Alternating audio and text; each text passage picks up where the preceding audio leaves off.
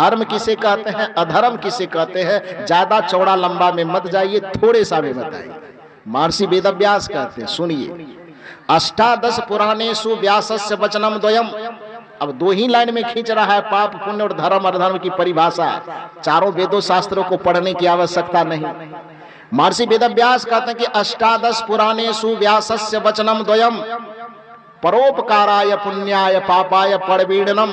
कि हे दुनिया के लोगों, यह बात सच है कि सनातन धर्म के जितने ग्रंथ हैं उन ग्रंथों में कहीं न कहीं मेरे कलम का योगदान है। और आपने मुझसे ही सीधे सवाल कर दिया कि उतना पढ़ने की फुर्सत किसी को नहीं है, इसलिए दो लाइन में धर्म अधर्म पाप पुण्य अच्छाई और बुराई की परिभाषा दीजिए।